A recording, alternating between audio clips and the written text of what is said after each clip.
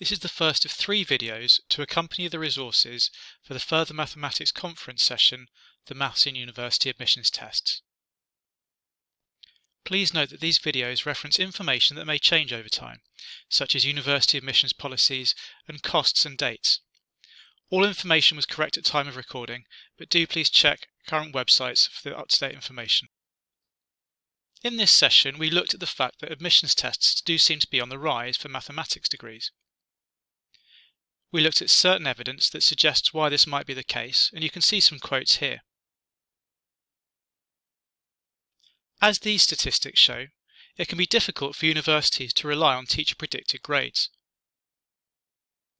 These figures are based on teacher predictions quite close to the exam rather than the actual UCAS predictions, which tend to be even more inaccurate due to the time at which they're made.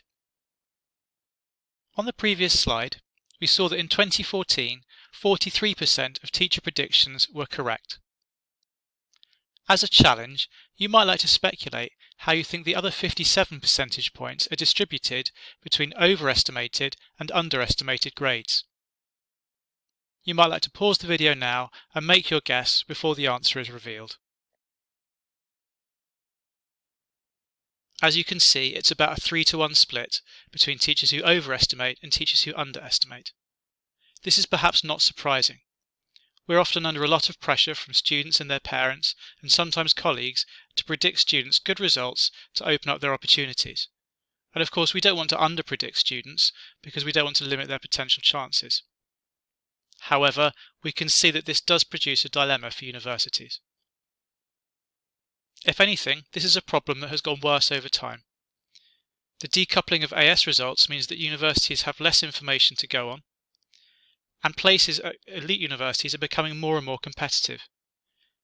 This year, for example, for the Maths BSc course at Imperial University, there are about 11 applications for every single place. Universities need to differentiate somehow, and so admissions tests are becoming a greater part of that discrimination process. Here we can see the sort of problem that might appear on an admissions test as opposed to a standard AS or A-level paper. Take time to look at the question and think about how you would approach it, and also how students might approach it. It certainly looks different to the sorts of questions that students will be familiar with from textbooks or exam papers, although we might spot within it things that students might recognise from the AS level syllabus. For example, what do students know about sine squared? Can they use this to perhaps work out what the answer to this question is? We certainly wouldn't want students to go through computing this step by step, working out all the individual values and summing them, and indeed we'd expect students to appreciate that that cannot be the correct approach. Indeed, the sorts of admissions tests we'll be looking at are non-calculator papers anyway, and so such an approach is not available to students. They will need to think outside the box. We'll take a look at this and some more problems later on.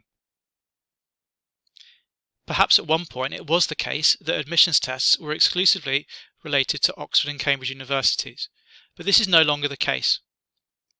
Imperial College now requires students to sit the MAT, or potentially the STEP paper if the students were unable to sit the MAT. Warwick University, in almost all cases, will require some sort of admissions test, and more universities are giving lower offers based on results in admissions tests.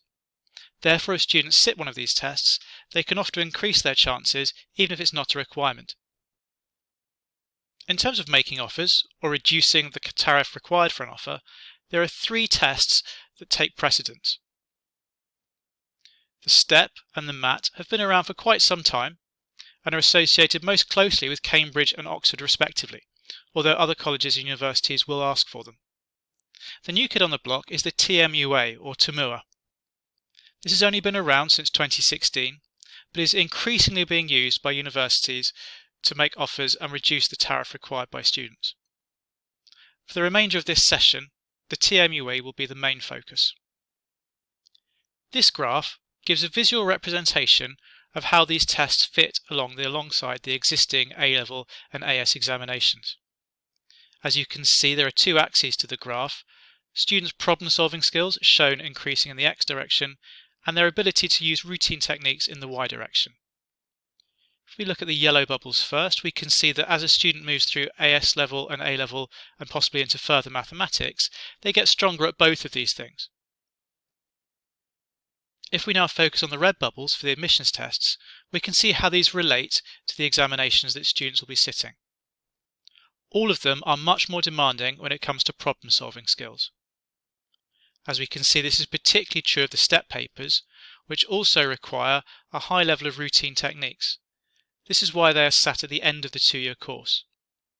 The MAT and TOMUA exams are sat during the autumn term of Year 13, and so less routine techniques are required. In fact, in almost all cases, the MAT and TOMUA are designed to be accessible to students who have studied the first year of a single A-level course. The TOMUA has slightly more requirements than this. For example, it includes radian measure and some logic. We will explore that later. And so there perhaps is a slightly higher routine technique requirement on the TOMUA. However, the MAT has more open-ended questions and is therefore much more demanding on the problem-solving focus.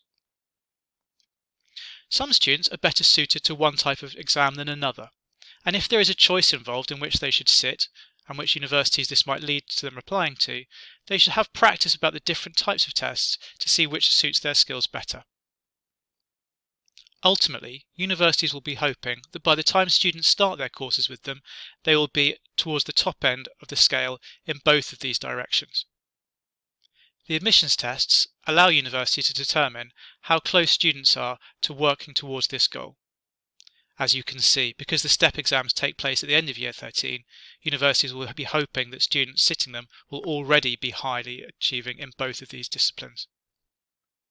Helping students to prepare for these admissions tests can be quite daunting.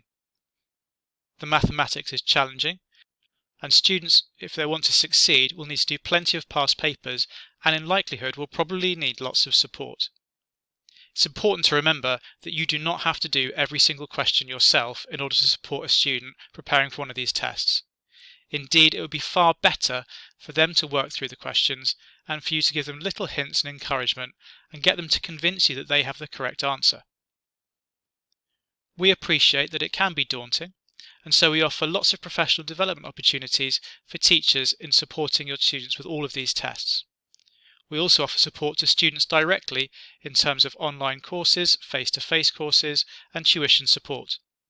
To find out more, visit the AMSP website and click on either Teachers or Students in the top menu and go to the Admissions Test section, which you'll find on the bottom left of the screen.